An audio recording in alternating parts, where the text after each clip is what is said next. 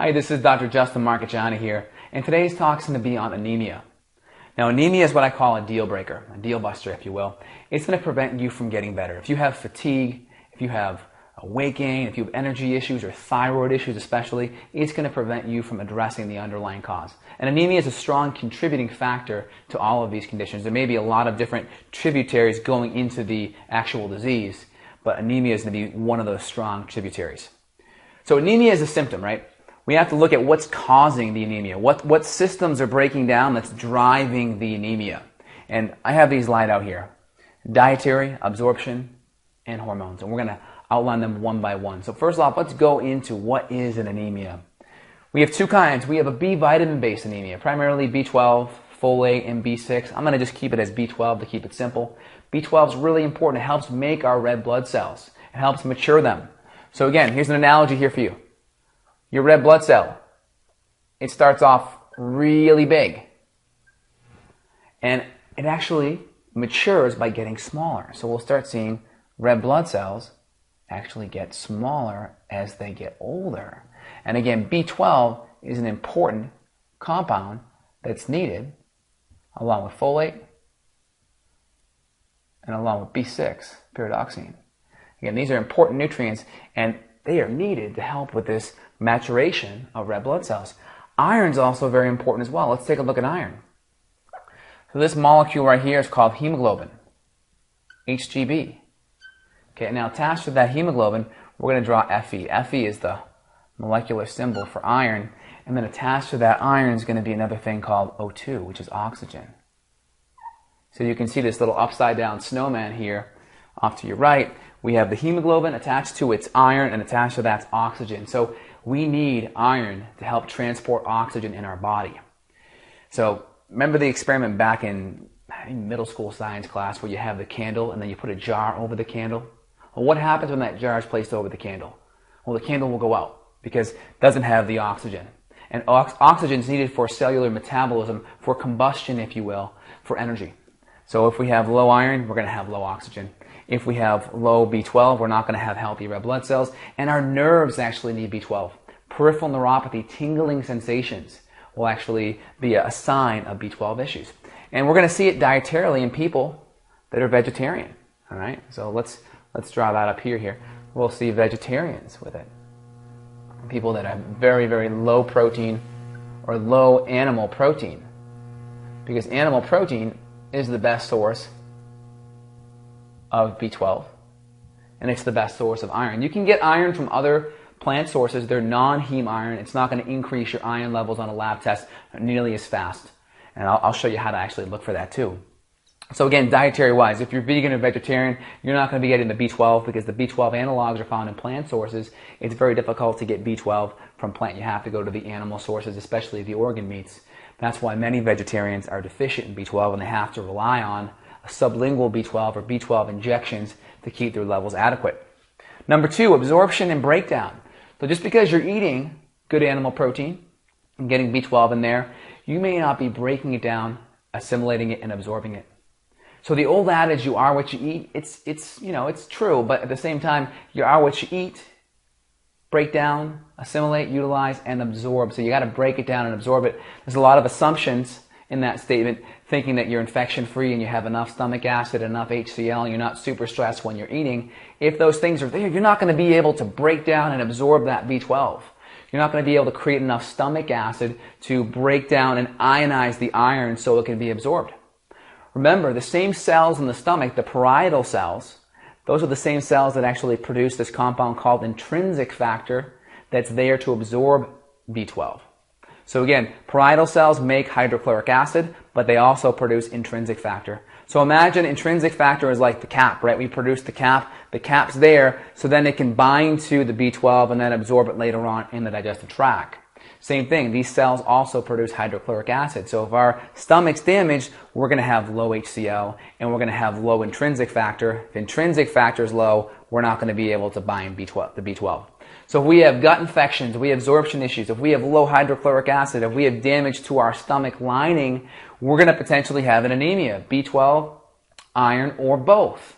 So very important, absorption and breakdown is vital If you have a chronic illness and you're tired, if your hands are really cold, if you see the lifeline across your palm, when you do this, if it doesn't look really red here and stand out, that's a sign of an anemia, typically an iron-based anemia.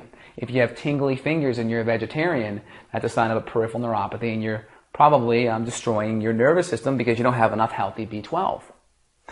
Last one, number 3, hormones. So most women are estrogen dominant. We have estrogen all around us in our pesticides, our chemicals, our plastic bottles, in our conventional meat.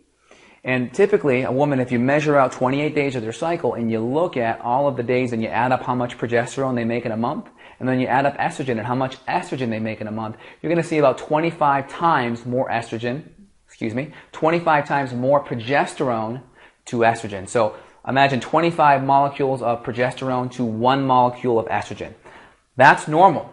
And when that progesterone starts dropping, that's when we get estrogen dominance. So stress will cause that to drop. And when we get estrogen dominant, we're going to start bleeding more. So that 2 to 3 days of bleeding, come menstruation time, is going to lead to 3 to 4 days, maybe 4 to 5 days. And instead of using your typical 2 to 3 tampons, maybe 2 to 4 tampons, you're going to start using 4 and up, and then you'll have to use a pad as well and super supers.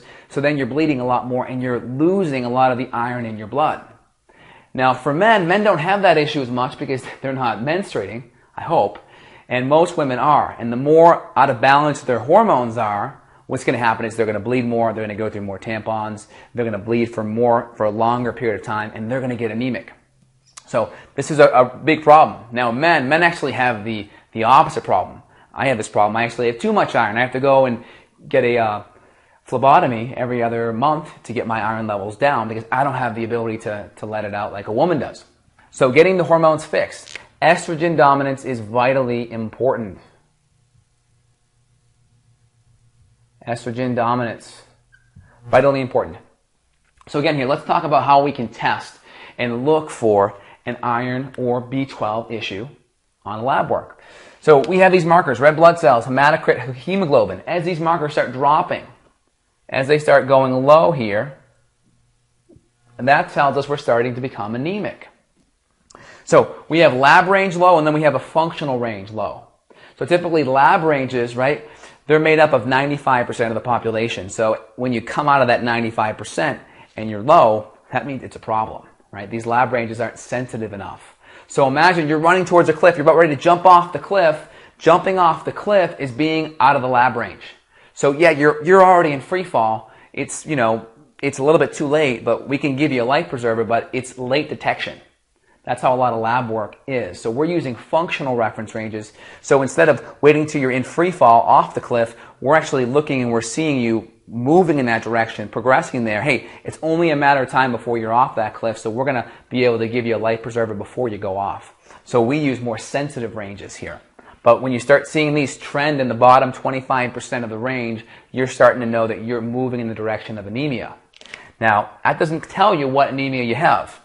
Now, when we go over to the MCH, MCHC, or MCV, this is mean corpuscular hemoglobin, mean corpuscular hemoglobin concentration, and mean corpuscular volume. It's just looking at the size of the red blood cells.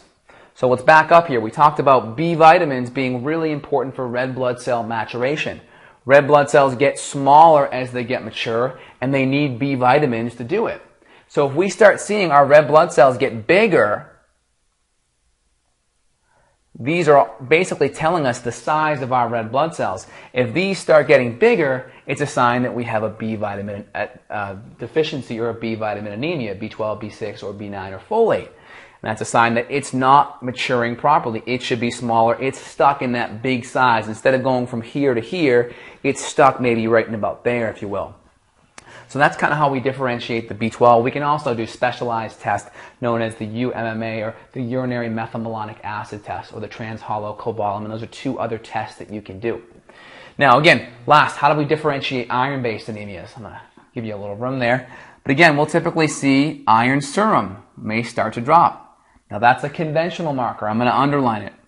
Iron serum is typically what most conventional doctors look at. They don't look at the bottom, typically. When I have patients come in and they give me lab work, most of the time they're misdiagnosed because they're not looked at completely.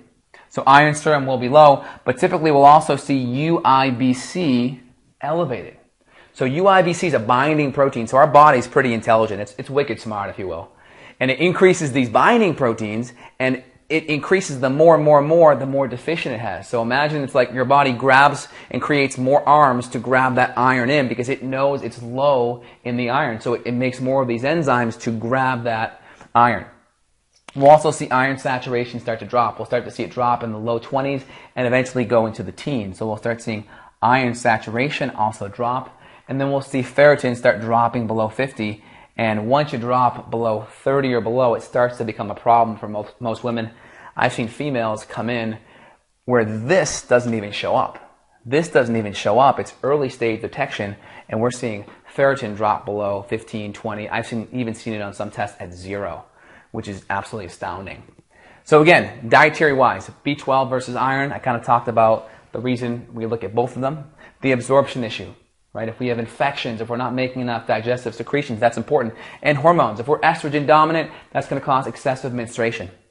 So again, if you want to get tested or assessed because you think you may have this issue, feel free and contact me below the video. I'll be able to help you at least get the test that you need and figure out what's going on and get you on the right track. Any more questions, feel free and check out my websites and YouTube channels. Thanks. Have a great day.